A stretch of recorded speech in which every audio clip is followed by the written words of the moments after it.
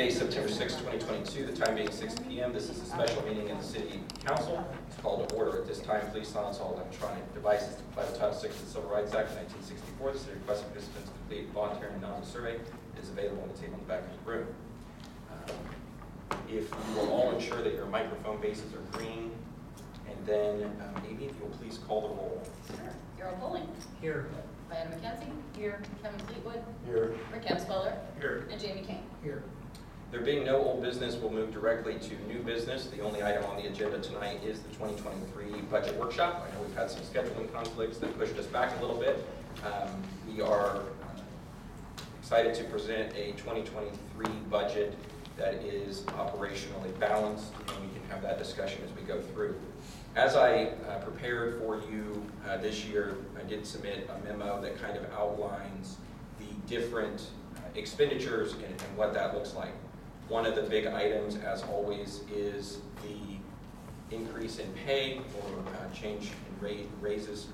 I've presented to you a frontline employee base pay of 5% plus 1% longevity.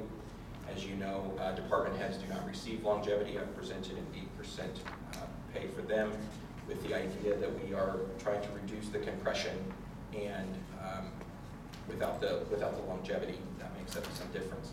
Something else I provided to you this year is a breakdown of the employee pay by name, starting at the top, working all the way down for your review. I figured that would be a hot topic for the year.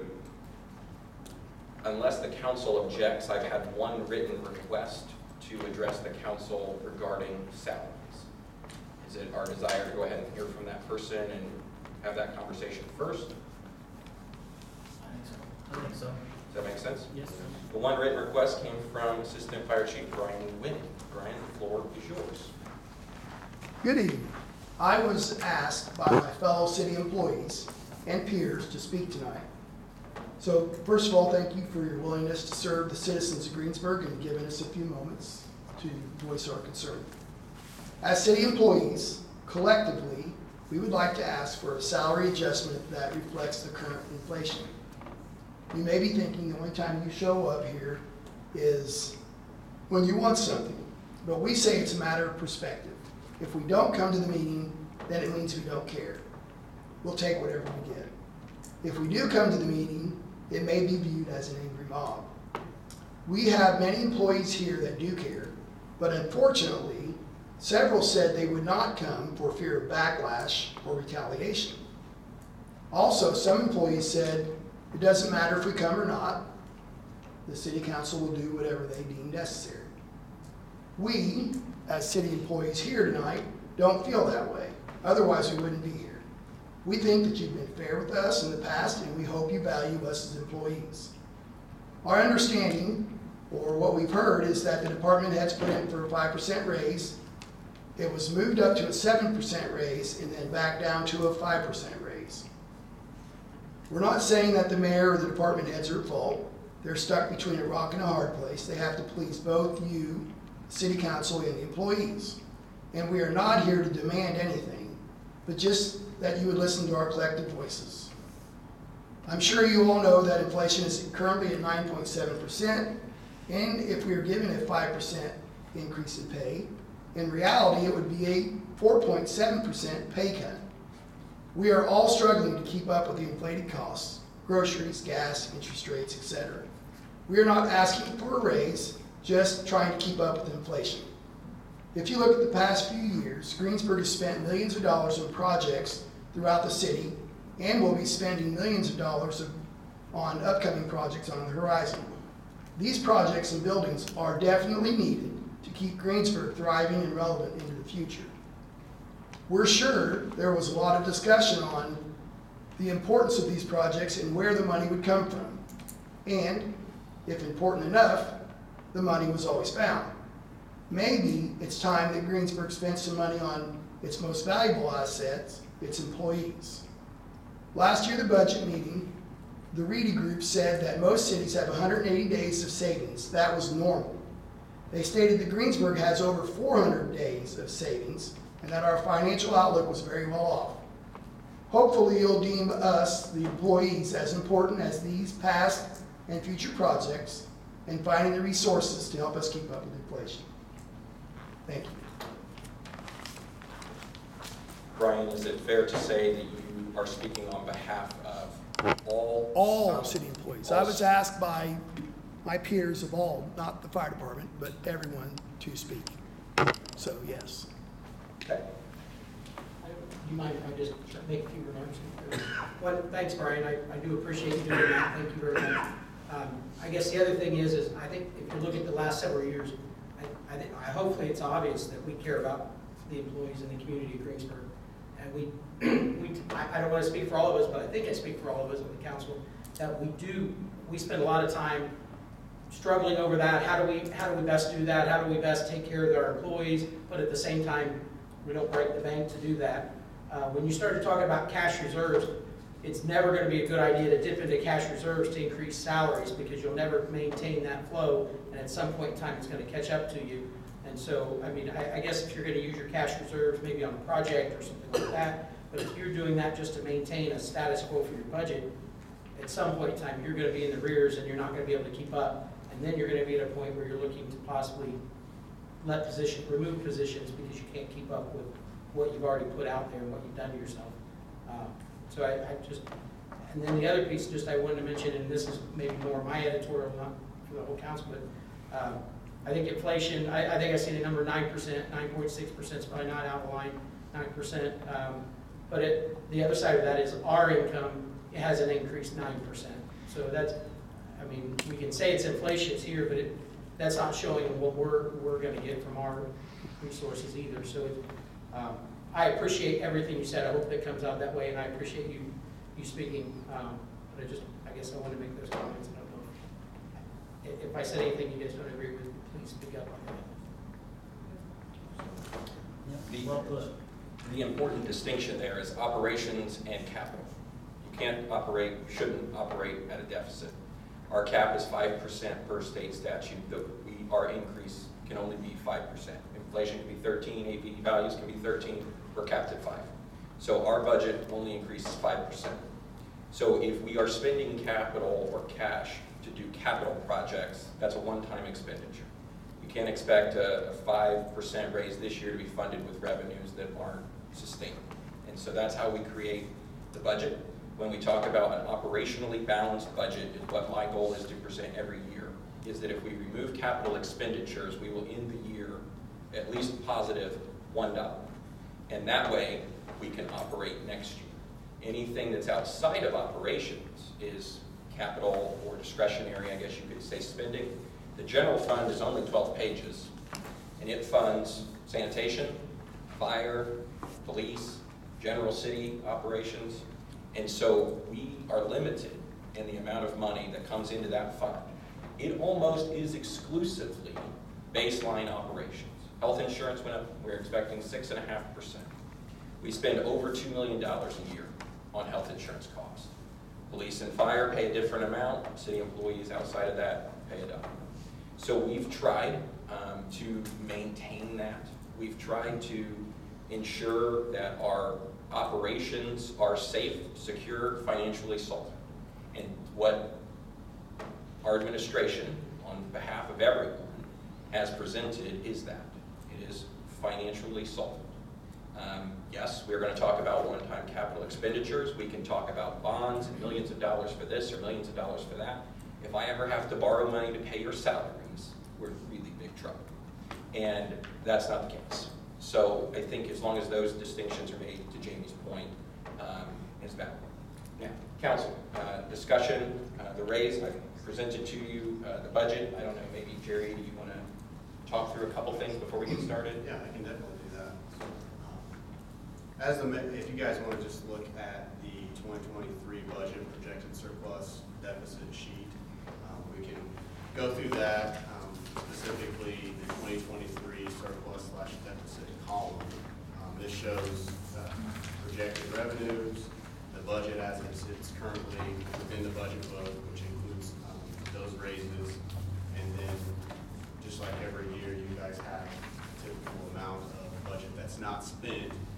So we do factor that in. That's the unused amount. So hypothetically, your budget right now is $9.1 million, but spend roughly 8.6 million of that. And then there's the 2023 surplus deficit. Currently, there's a projected deficit, even with the unused projections in there, of approximately $323,000. As the mayor mentioned, that's mainly due to capital. Just within the general fund, there's over $378,000 of capital. So as he mentioned, if you would remove that, you would actually have an operating surplus if you hit your unused, which you typically do every single year.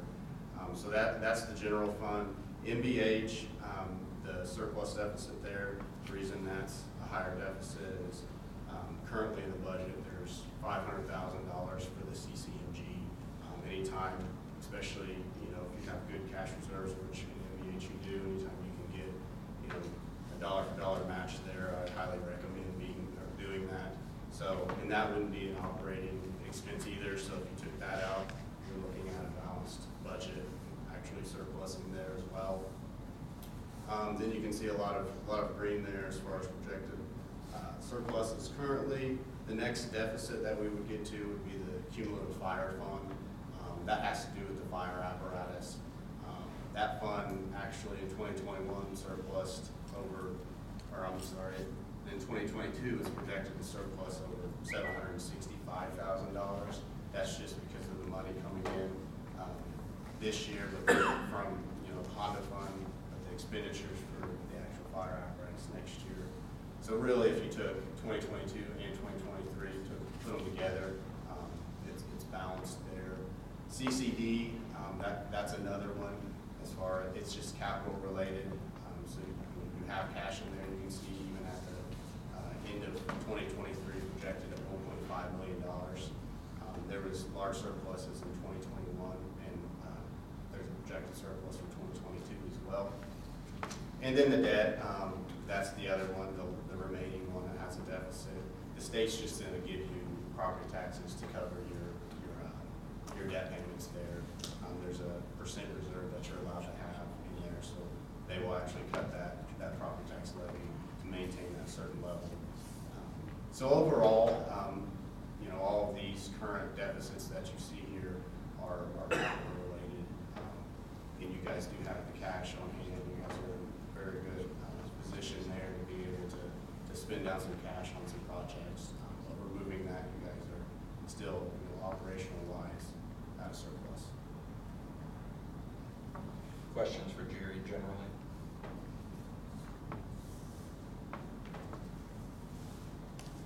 Okay. Any further discussion on either of those topics? Real quick, you mentioned the capital projects for the most part, those are deficits, but CCD 238 is a capital project, and see what it was. Oh, well, what's in there currently? CCD. What's that? Capital project. Yeah, it's all capital within there. I can tell you specifically. It is the discussion I had in there about we need a long-term plan for Park Road and the funding that, because we received 80-20 federal dollars, we have to put up 20% of the money. And so it is our goal to be able to pay for that as we go. And when construction comes in 2027, then there would be money available in sort of a separate fund that is for that project. So for lack of better terms, it's taking money from that fund and putting it in a dedicated Park Road fund as we enlist engineers, architects, and all of those. So is the plan to do that year over year until 2027? We have put together a year-by-year financial need analysis that we submitted to the state to say, this year we're going to start engineering, we need our 80% or our 20% is this, next year our 20% is this, and then when we get to construction, our 20% is this. So the idea is to be saving money towards that project in a specific fund as we go forward. We will have a little more time to plan for that in the future too, because the 2022 budget was created without that award. So knowing that award has happened, we can plan for that.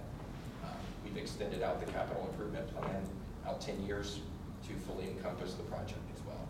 So that's our 20% of the engineering, the 238? Am I happy to give it to you. I've actually programmed it out for the various phases of Park Road for the next 10 years. And it is broke down by preliminary engineering, by construction match, by construction inspection, by right-of-way acquisition. I've got it broken down for every phase for every year, and I'll be happy to share that with you. I don't have it. I mean, yeah, I'm sorry, I apologize. The budget in that fund was 505,761. So if we look at that, I guess that was the piece I'm asking, is that's just our 20% for That's- 2023? No, what I currently know of is we are negotiating engineering contract. Our 20% of that right now is proposed to be right at 200, no, 100 and some $1,000. It is, But we are 20%. But there's a 20% payment when it goes to construction.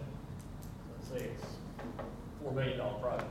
We gotta have $800,000 in 2027. So we're starting to accumulate each year from now through 2027 so that we have enough to be able to write the check that we have to write that day for our 20% of construction cost. Basically, we're taking that out of 505, putting it in another fund.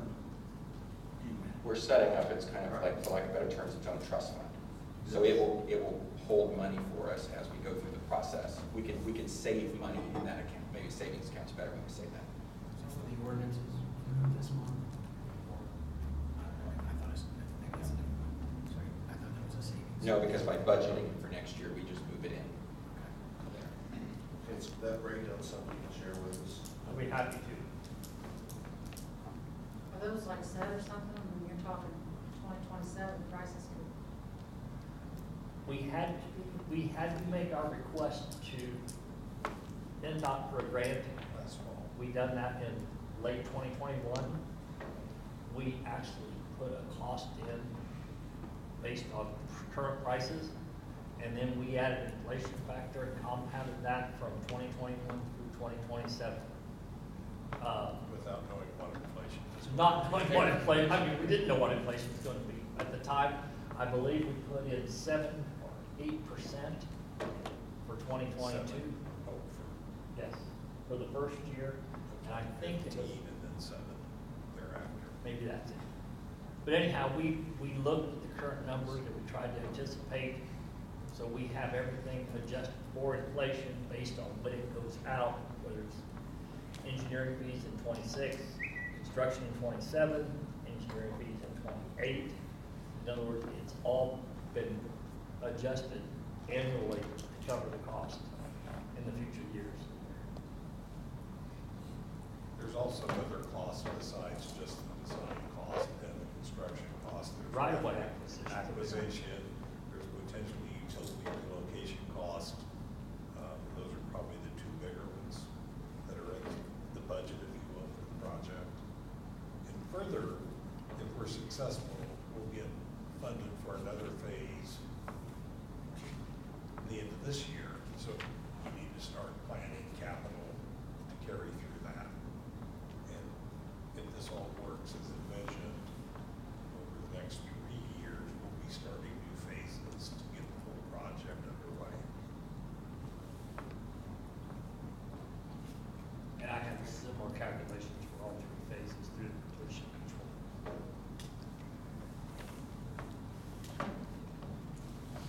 So some additional detail in the general fund, 323, basically it's $370,000 in capital projects, both of those capital projects. The two that are in there, one is for, one is $50,000 to the police department. That would be part of that deficit. It's not a capital. It's a COPS grant. You want to talk about that? Yeah, so I approached you guys last year at budget time, talked about adding an officer. I said I would try to do it through a grant. So we are currently in the process to add a police officer. There's $50,000 sitting there. We get a matching grant for 3 years for $50,000, and that would be to offset the rest of the amount that it costs for an employee to be employed. So insurance, retirement, stuff like that. it's reflected in the budget as an expenditure, but not a revenue. But if the revenue isn't realized, okay, the grant isn't received, then it wouldn't be, we wouldn't hire the officer. So that's part of it. There are two other things in the street department. It's on page 8, if you'd like to look at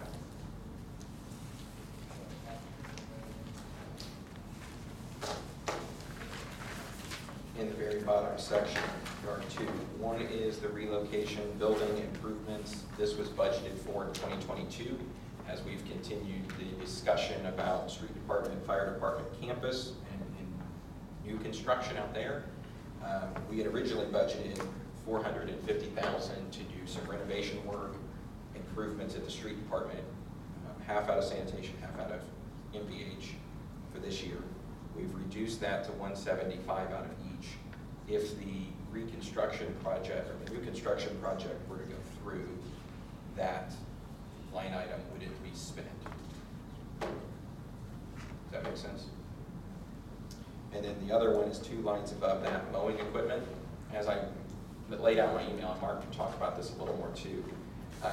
The bypass is a train wreck. It's overgrowing. The state has told us that they intend to not mow any more than 15 feet from edge of pavement, and that all weeds and overgrowth and anything else would become our responsibility.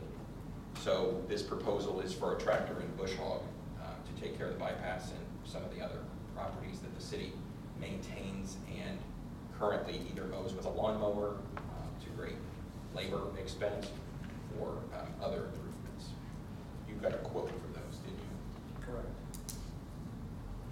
You got a quote for what kind of machine? Is it caged? Pardon? Is it got all open? Yes. It's got the rollover protection. It's, I believe, 55 horse, and then it has a 14-foot fold out, what they call a back wing push hog on the back. It's similar to what you see the state use when they mow. Other contractors out here you see operating them. And the quote was received from John Deere, and it was adjusted between the time I received it and the start of budget preparation up to 3 weeks ago. I had them update the cost based on the inflation and equipment costs that occurred since then. So those numbers were exact 3 weeks ago. And that's it. I guess my concern with that would just be being open, being out on the bypass. Safety would be my biggest thing for that person operating that. I was happened to be up in Indianapolis for picking up some parts, and they have mowers all over up there on 65, 465.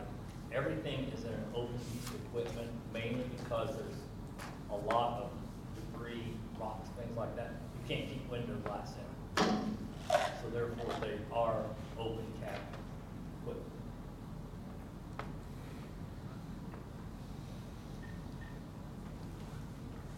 Any other questions on that?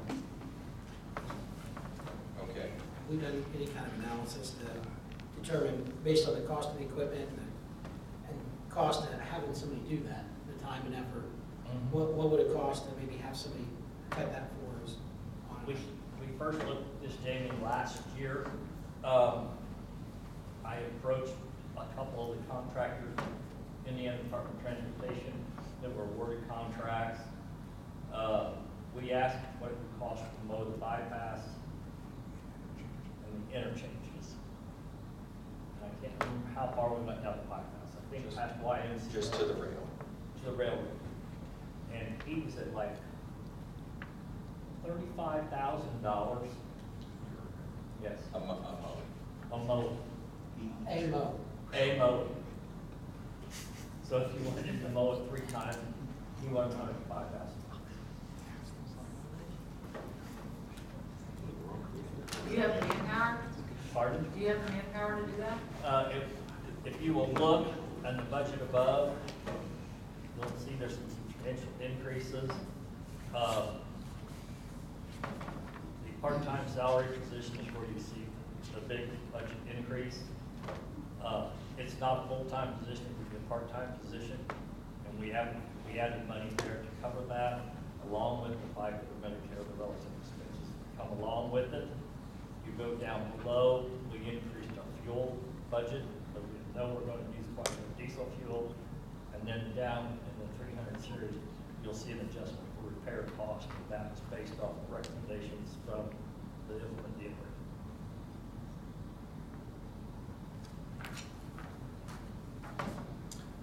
Some of the fuel increase was for fuel prices too, Yes. and for general use.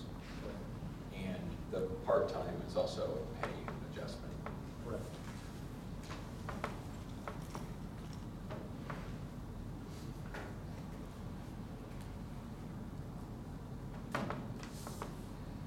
Other questions on that?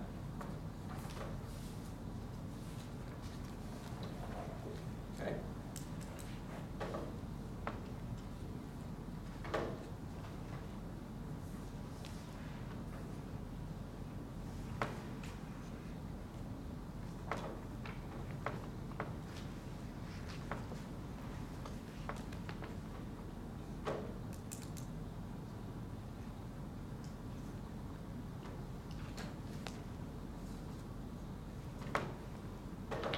Do we want to talk about the salaries, or we want to just go through page by page? What's next? So, well, the salaries, you're asking for 5% for just the employees, you're asking for 8% for the department. Why do you want 8% for the department? Employees get also 1% longevity per year of service up to 20 years, and department heads do not. In the sheet that I sent you, you'll see that we have a lot of department heads that have compression in their departments. We talked about this a little bit last year. I think last year the raise was the same as frontline employees. These individuals come to meetings, they don't make any overtime, they don't get comp time. Anyway, they're the first on call, they're the first ones at the festival, they're the first ones at National Night Out, they're the last ones at National Night Out, they're the last ones at the festival. They show up on Saturday at 2 in the morning. I think that that's worth some pay that somebody else may get overtime for, and they're there. So I believe in this whole team of individuals as they lead our departments. They help lead our most valuable asset, obviously, and I think that that's worth rewarding. I guess just a question on here, when we're talking about, I know we've done this for a long time with longevity, but what cities around us still use longevity? Almost all of them. What's that? Almost all of them, Almost all of them? for department heads and employees. The big difference, I think, Jamie, is that they all have different schedules. 3 years, 5 years, 10 years, 20 years, but everybody's using it. Well, okay, yeah, so that's a piece, is I think there's a phase-in, I think, I may have this wrong, but I thought Shelbyville used something like 3-year and a 5-year program, right? So 3 years you got an increase, and 5 years you got an increase, but then you maxed out, versus 1% a year, and I don't know that those equate to a 20% increase in your salary either. I guess that's the piece. I know maybe it's difficult to go and change that, what we've done, but I think we need to take an honest look at this and figure out how do we stop that cycle, or what do we need to do going forward, right? I mean, because that's you put a base salary in, and then if you've got 20 years of service, you're getting 20% above that, which is, you should reward longevity, but that's one that it's hard to budget for sometimes when you look at it that way. But if we're saying 5% plus 1% longevity, we're giving a 6% raise in essence. Correct. I wasn't aware that they weren't getting longevity. The department head? Yeah, well, I don't know why they weren't. Never. I hate this answer. Never have. Doesn't mean that can't be corrected or changed. You've got a lot of individuals over here with a lot of years. Absolutely.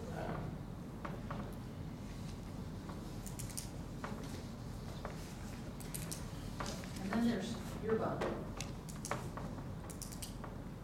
What percentage does that actually come out to? 16. 16%.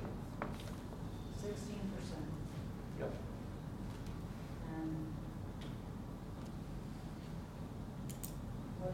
basing this off of? In the packet, there was another, I think I put the surround, or you had created.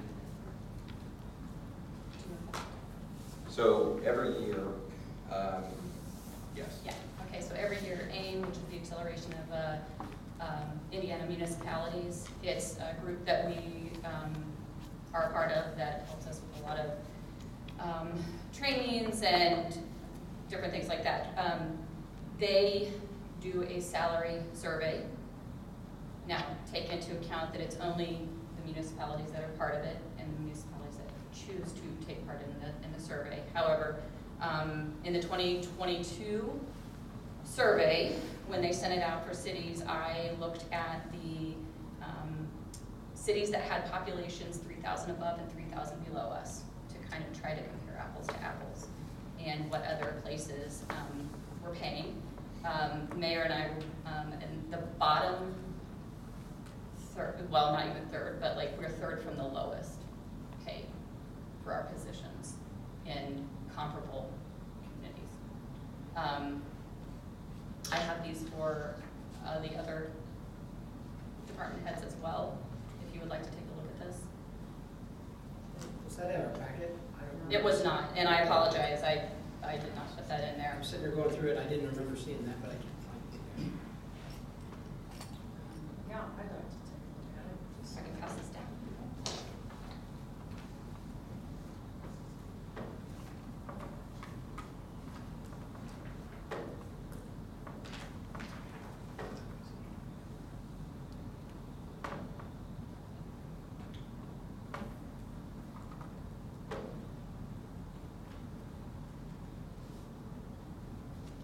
Indicator is the city, it's not a county comp.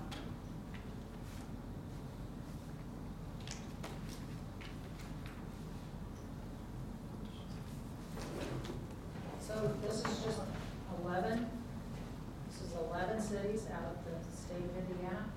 That were comparable to our size, that were in that salary survey, yes.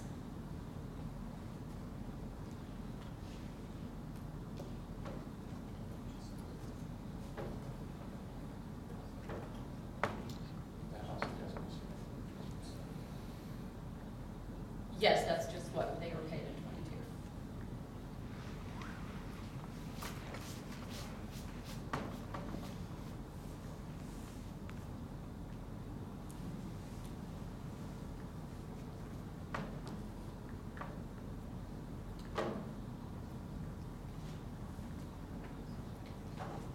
My request is that, 11 cities in the whole state of Indiana? I mean,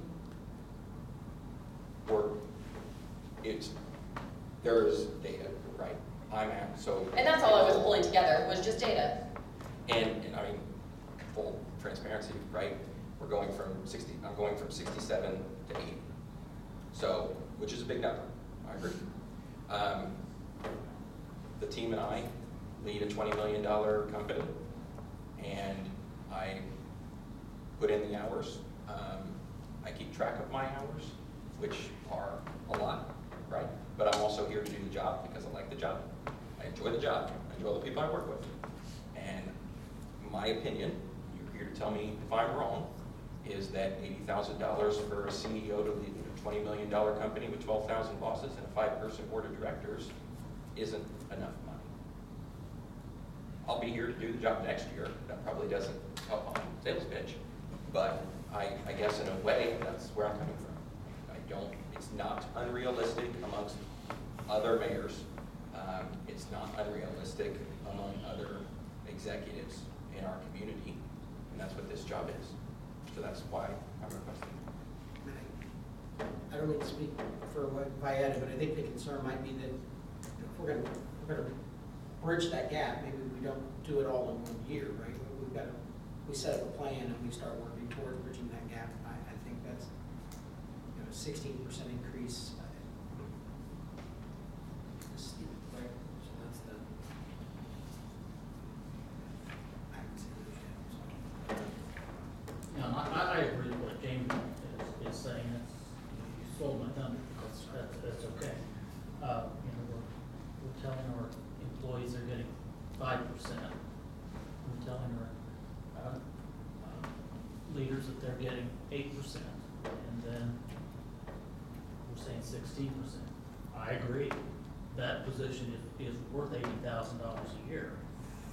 But to say we're gonna jump right into that in 1 year's budget, I just don't, I don't agree with that.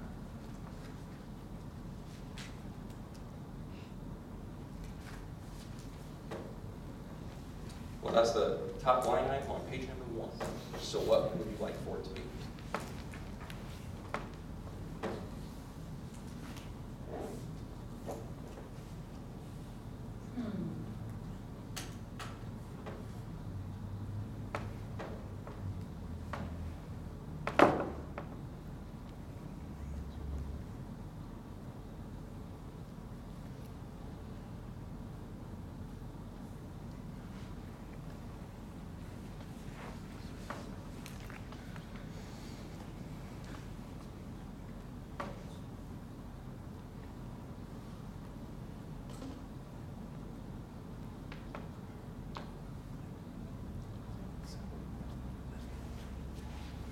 Well, I mean, if everybody's in agreement, if we want to, eventually get this, bumped up and not do it all in 1 year, then we need to do it in half, That's what I'm sitting here quarter. I mean, figuring. department heads will get 8%, maybe, I haven't got that far yet.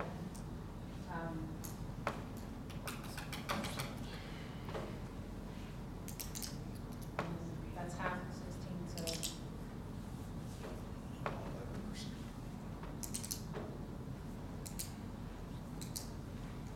Be what? I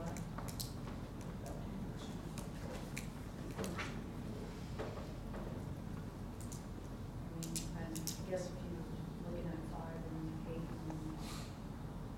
you're head of the heads, then,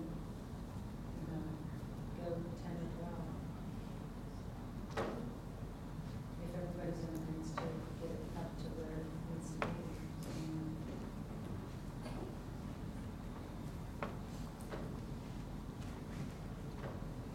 This year. The amount. 67. 67.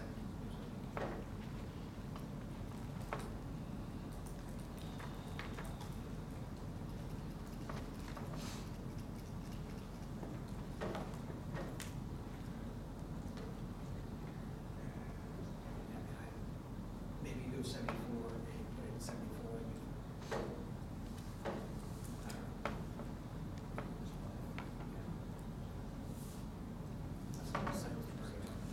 And I just definitely want to point out, I don't disagree that it's not worth the money. It's just a big jump at one time, especially with all of the increases. You guys, I don't know what you guys hear, but we hear everything. And we hear, Josh spends a lot of money.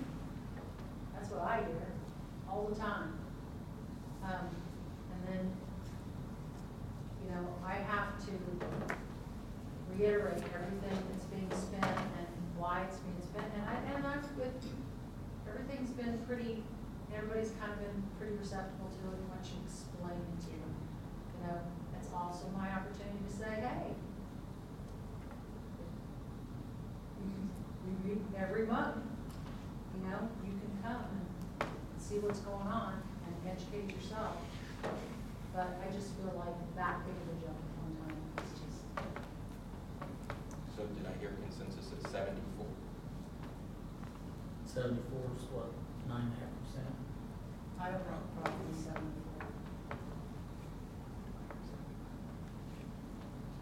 Okay. We're gonna talk about any salary at the same time. That's 64, 168. It was suggested at 10%, which would be 70,584. 70,585.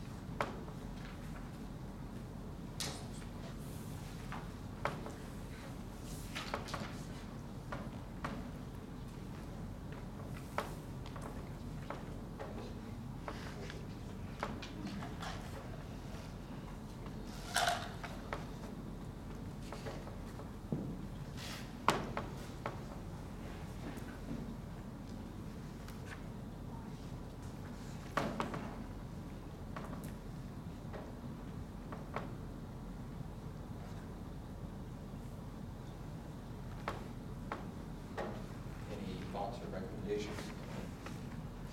Are we talking about Ames now? Yeah. That's right.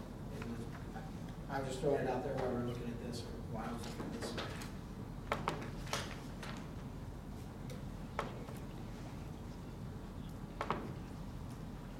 It's also 16%. 16. That's my question. I'm sorry. Ames is also 16%. First was just 10. 10.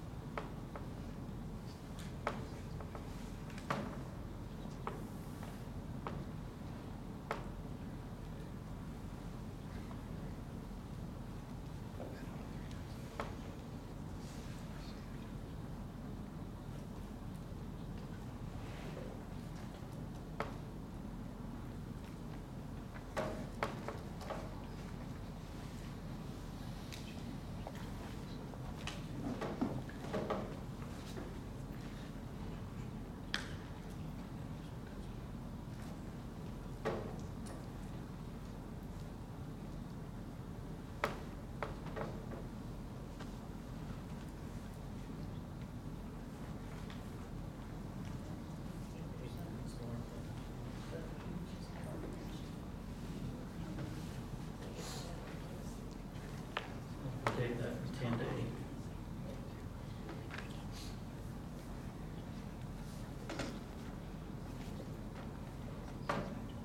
Consensus on that?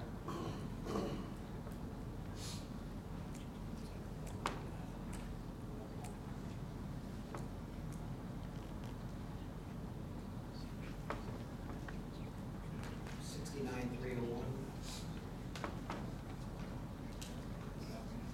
8%.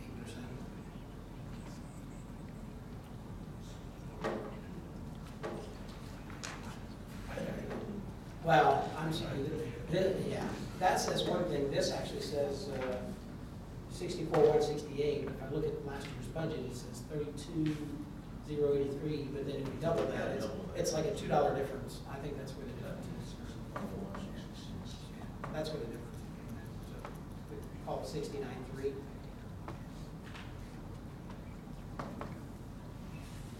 Cool. I'm okay with that. Kevin? Okay.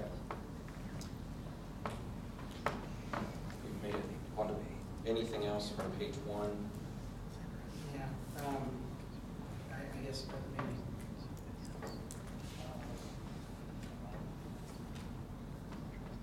Are we okay with 5%, or are we, I mean, if we do 4% longevity, that's 5%. I think that's.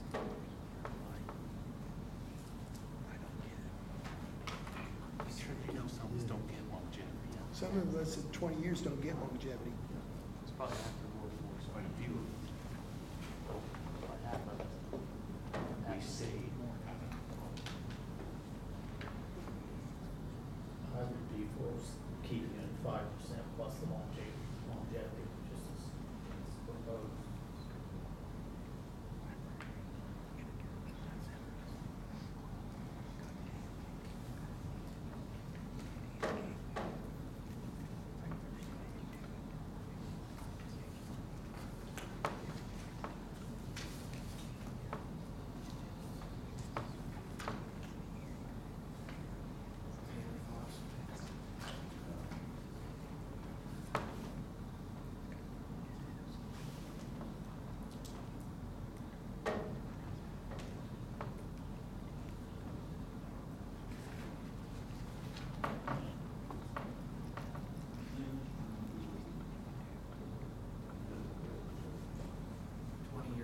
After 21 years. So 20 years, you get 20. So 21 and more. Max out one, and then you pick up Greeks vacation. And that's why the Greeks vacation come in. Take care of the longevity.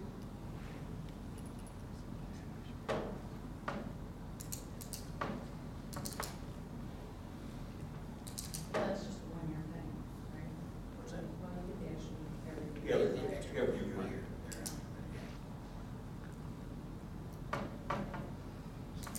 What is that number? weeks is the max.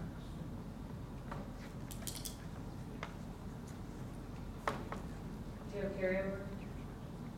No. No, Use it or lose it? use it or lose it, yes. So how much do we allow carryover like comp time though? Because we do allow carryover comp time, right? 120 hours. Have we restricted it 120? Yeah, we're well restricted from what the state allows. We have a hard enough time trying to get all that time in. You know, yeah, I just That's the bad remember thing. having issues before where people had 6 months in comp time versus. Yeah. We've restricted it down, which has helped, which has helped some, on some end, and then other ends cost some, but it's not being full staffed, it's difficult to get guys that have that time to actually get it all used and get it all in and still maintain minimum staffing for them, especially when you have a whole week's vacation. What about, performance? Do you give performance evaluations? Does any of that ever taken into consideration? There are shitty employees, and there are ones that carry those people. So, I mean, you're giving the same. We started, if you recall, we had this conversation a little bit last year. We started doing some performance evaluations at the end of the year last year. I'm not sure we got through every department, but we do have some baseline data. We will probably build upon that experience again this year. There are a lot of places that do vary raises, right? 2, 3, 4% based on performance evaluation. That would be something this council would have to fully endorse and support because it does, the way our salary ordinance is structured, if you want this position, you start with this much money. And then the base is that. If you start giving, I can support performance evaluations, that's good. But if you start changing that, you give somebody a 3% base raise. Now that number doesn't match somebody that got a 2% last year. So our salary ordinance gets real volumes. I think what happens is a lot of those places, they determine what the percentage raise is gonna be that year, and if you met the expectation, you get it, and then if you below it, you get less, and if you exceed or excel, then maybe you get a little more, and you have to weigh that, because you can't put everybody exceeds expectations, because you still have to maintain that bar, right? And so if the average raise this year is 5%, then that's the base, and if they've excelled, maybe they get 6. If they're below that, then maybe they get 4, right? Yes. And but then that's based on each year. You don't have to do, you could just say it's to be set by council each year budget time, and you could put it in there instead of writing 80 pages for every possible scenario, right? So you, I was going to speak, and this is only for police and fire, but the issue with PERF is that we have with the 77 fund is everybody's base has to be the same. So that percentage has to go either to a yearly stipend. We cannot fluctuate. Everybody that enters in has to have the same base. That's why our assistant chiefs, our captains, or lieutenants, that's why we're so incentive heavy instead of just it goes on to your base pay, because those amounts can't vary. You can't have firefighter A or police officer A making more or less on a base than what firefighter B and police officer B is. Based on the number of years of service, it's different. That's with longevity, that's called. But their base is different based on their years of service. So right now, Brian Lennox's base pay is different than our new firefighter. It's not. he's a 4-year officer and his base pay is the same as my base pay. Well, if Our I base was pay is all not- the same. Every one of our base pays is all the same. The longevity goes on your base. Yeah, but it No, doesn't. it doesn't. It doesn't. No, it does not. It doesn't. Okay. It'd be great. Okay, no, I thought it did. I thought it. Yeah, no, that's why I was saying what I was, that's, Okay. I can support that, but it's one thing, it's a huge hurdle that potentially exists by doing that, at least for those that are in PERF 77. He gets his longevity based on his base. Correct. But it's not, it is not. I thought it was his tied base. into the base. No.